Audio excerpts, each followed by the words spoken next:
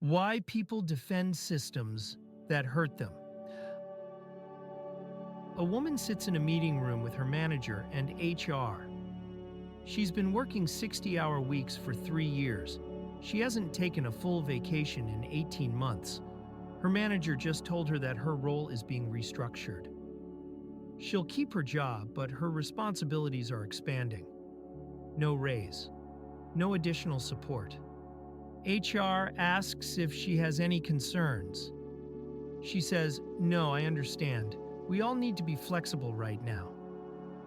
After the meeting, a coworker asks how it went. She says, "It's fine. Everyone's dealing with a lot." That night, her partner asks if she's going to push back. She says, "It wouldn't help. And honestly, other people have it worse." 3 months later, she's working 70-hour weeks. When a new hire complains about the workload, she tells them, "This is just how it is here. You get used to it." She is now defending the same system that is grinding her down. This is not loyalty. It is not optimism. It is not a personality flaw. It is a predictable response to a situation where the cost of resistance exceeds the cost of compliance, and where defending the system feels safer than naming what is happening. What is happening here? When people are stuck inside a structure that harms them, they often become its most vocal defenders. They explain why the rules make sense. They justify the imbalance. They dismiss complaints from others. They repeat the logic they were given, even when that logic directly contradicts their own experience. This looks like denial. It looks like weakness. It looks like they have been brainwashed. But it is none of those things. It is a rational adaptation to a situation where 3 conditions exist. 1. The person cannot leave without significant cost. 2. The system will not change in response to their objection. 3. Continued participation requires some level of internal coherence. When all 3 conditions are present, defense becomes the most efficient psychological strategy available. The person is not confused. They are managing a situation they cannot escape and cannot fix. How the dynamic forms. This pattern does not require extreme circumstances. It does not require cults or authoritarian regimes. It shows up in ordinary settings where people have unequal access to resources, options, or protection. A college student takes out loans to attend a school that turns out to be poorly run. The classes are disorganized. The professors are unavailable. The career services office is useless. But the student is already 2 years in. They owe $40,000. Transferring would mean losing credits and starting over.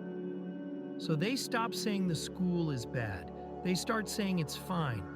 When prospective students ask for advice, they say, "It's what you make of it."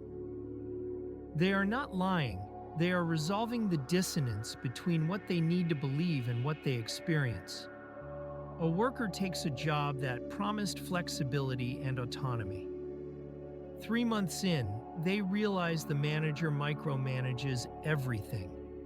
Every email is scrutinized. Every decision requires approval. Time-off requests are met with guilt trips. But the worker just moved for this job. They signed a lease. They left their previous role on good terms, but going back would look like failure. So they stop complaining. They start explaining. "My manager just has high standards." It's because they care about quality. Once you understand their system, it makes sense. They are protecting themselves from the knowledge that they are trapped. A person stays in a relationship that has become one-sided. They do most of the emotional labor. They adjust their schedule, their plans, their tone. The other person does not reciprocate. but the person has built their social life around the relationship. Their family loves their partner. Their friends see them as a unit. Leaving would mean explaining. It would mean being alone. It would mean admitting they stayed too long. So they defend the relationship. They say all relationships take work. They say nobody's perfect. When friends express concern, they get defensive. You don't understand. It's actually really good. They are not in denial. They are maintaining the frame that allows them to stay. How it changes communication. Once someone begins defending a system that harms them, their communication shifts in specific ways. They stop describing their own experience accurately. A teacher works at a school with impossible demands. Class sizes are too large. Resources are inadequate.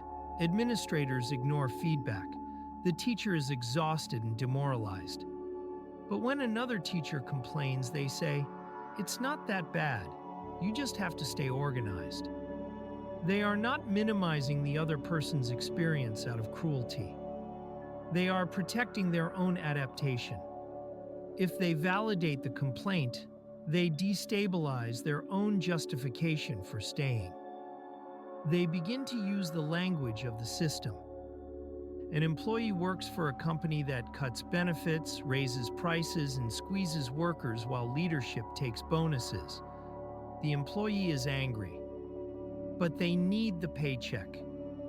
So when someone criticizes the company, the employee says, well, they have to stay competitive. It's a tough market. The leadership team is doing what they have to do. These are not their own thoughts. These are the explanations they were given. But repeating them serves a function. It allows them to remain inside the structure without constant internal conflict. They become hostile toward people who resist. A new hire joins a dysfunctional team. They notice the problems immediately. They ask why things are done a certain way. They suggest changes. The longer tenured employees shut them down. That's not how we do things here. You'll understand once you've been here longer. We tried that before. It doesn't work. The resistance is not about protecting the system. It is about protecting the psychological settlement the longer tenured employees have made. The new hire's resistance is a reminder that the system is not inevitable, that someone could choose differently, that they too could have chosen differently. And that reminder is unbearable. How people can misread what is happening.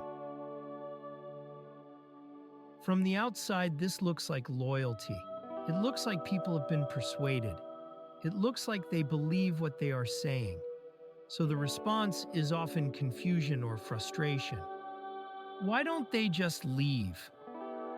Why are they defending something that's obviously broken? Do they not see what's happening? But the person does see.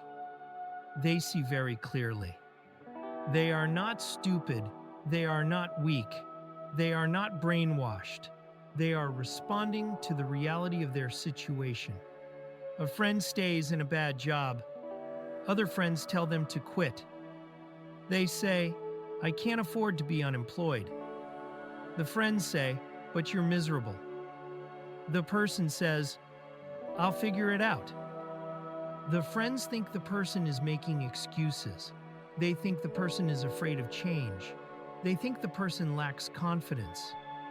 But the person is making a calculation. They have rent. They have debt. They have dependents. The job is terrible, but unemployment is worse. So they stay. And because staying requires them to show up every day and perform the role, they begin to construct a narrative that makes staying tolerable. The friends see capitulation.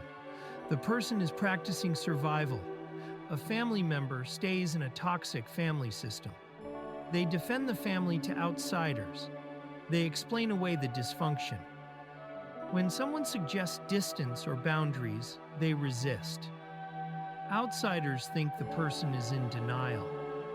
They think the person is codependent. They think the person does not value themselves. But the person knows what is happening. They know the system is broken, but they also know that breaking from the system means losing relationships, losing shared history, losing a sense of belonging. So they stay. And because staying means continuing to engage, they defend the system to themselves and others. The outsiders see weakness. The person is managing an impossible situation.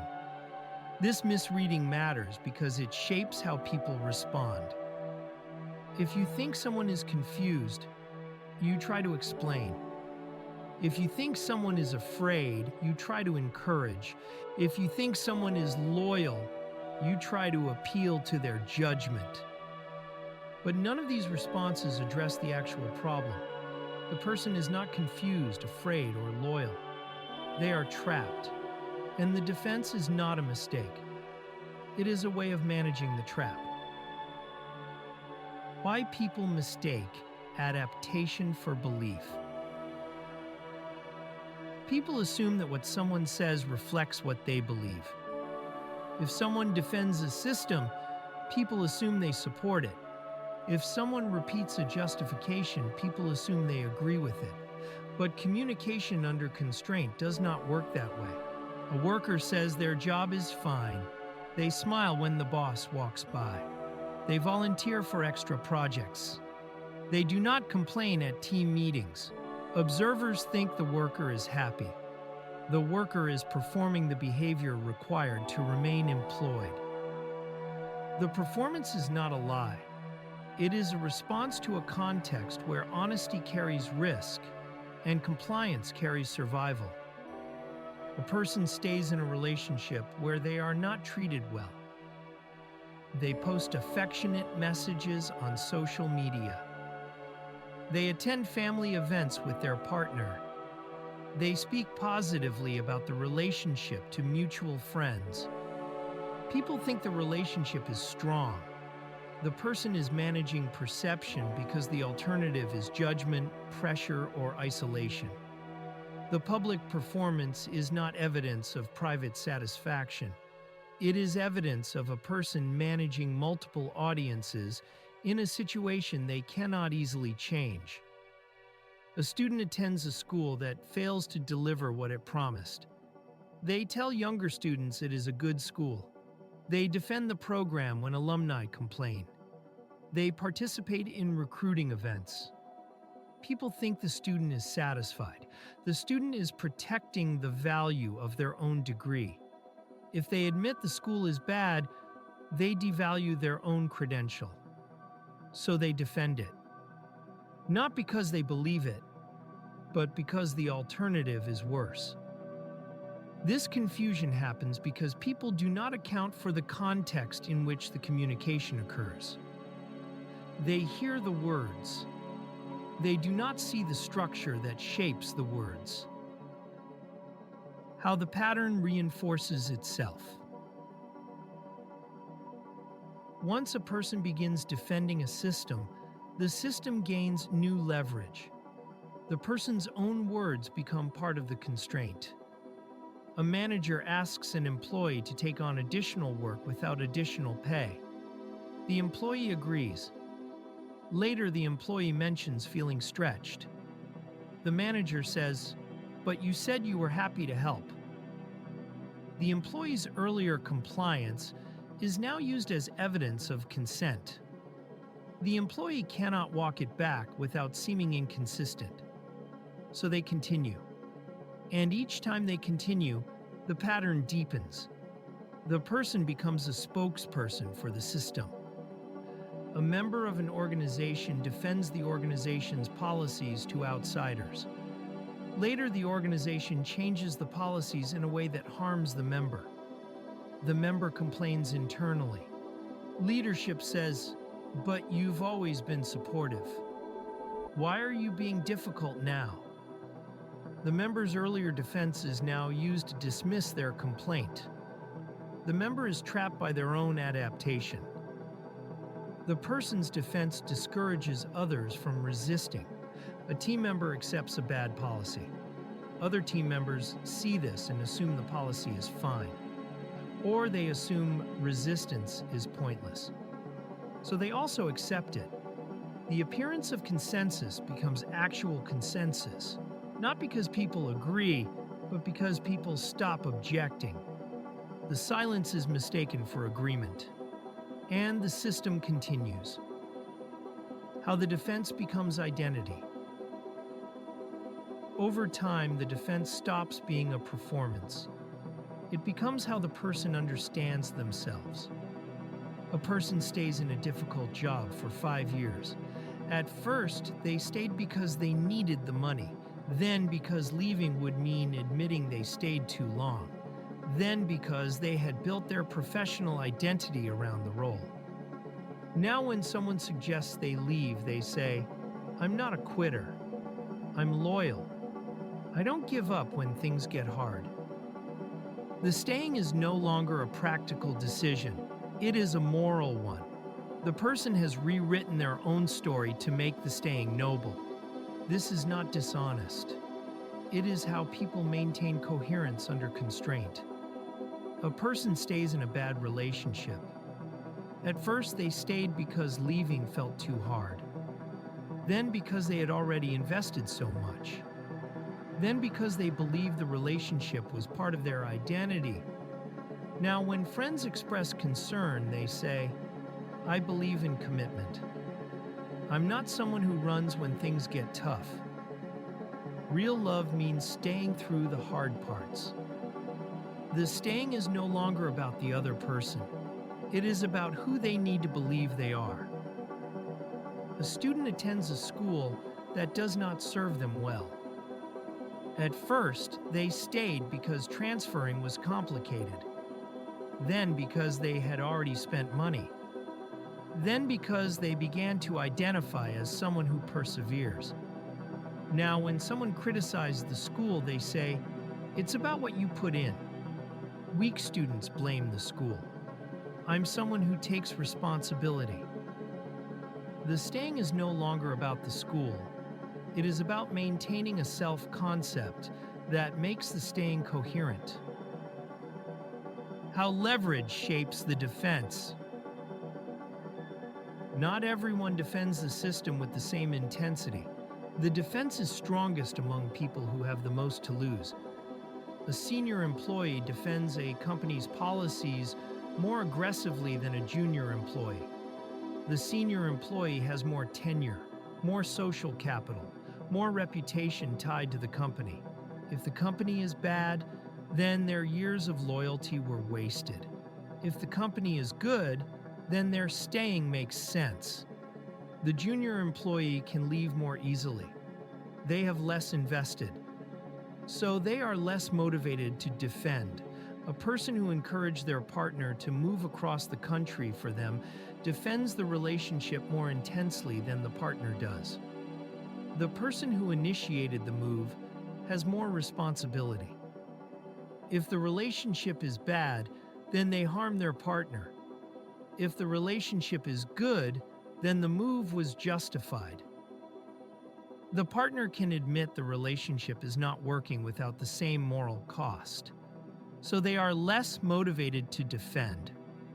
A person who recruits friends into an organization defends the organization more fiercely than people who joined on their own.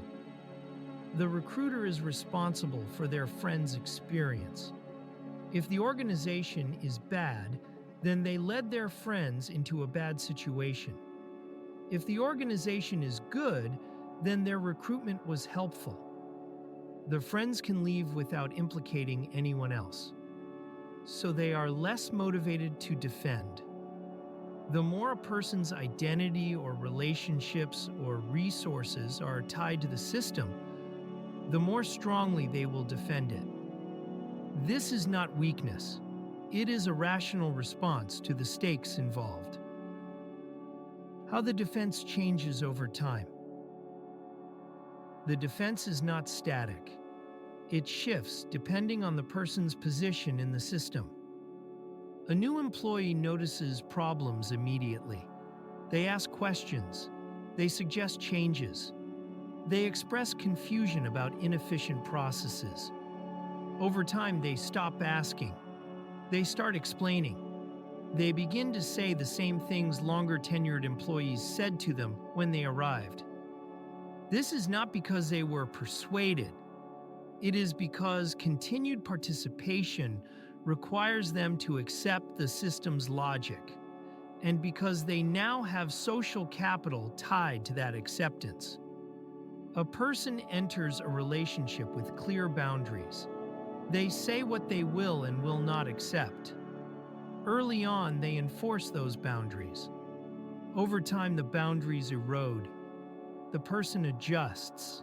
They explain the adjustments as compromise, as maturity, as love. Later, they cannot remember where their boundaries were. The erosion happened slowly enough that they adapted without noticing. A community member joins a group that promises openness and equality. Early on, they notice hierarchies and cliques. They point them out. Over time, they stop pointing them out. They begin to explain why the hierarchies are necessary. They become part of the clique. Later, when new members raise the same concerns, they dismiss them. You don't understand how things work yet. The progression is predictable. The person is not changing their values. They are adapting to the system's structure.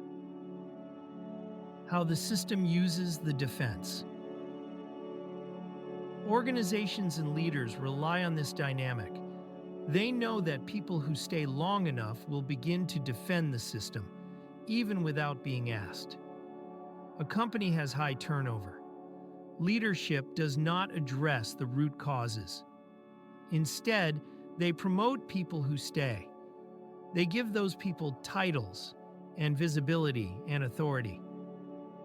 The people who stay become the company's ambassadors.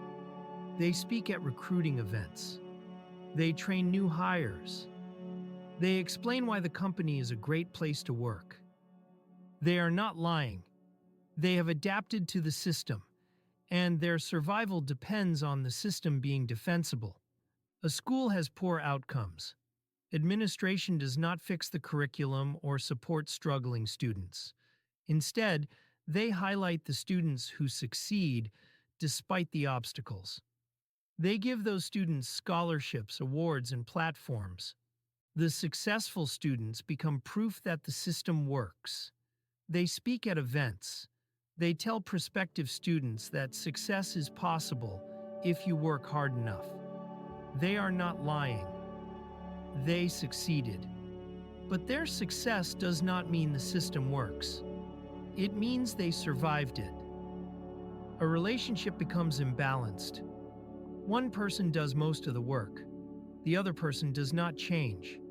But occasionally, the other person is kind. They give a compliment. They make a small gesture. They say they appreciate the effort. The person doing the work clings to those moments. They point to them as evidence that the relationship is good. They say, "See, they do care." They defend the relationship to friends who express concern. They are not lying. Those moments are real. But they do not change the overall structure. They simply make the structure more bearable. Where the defense breaks. The defense is not permanent, it breaks under specific conditions. 1. The cost of staying becomes unbearable.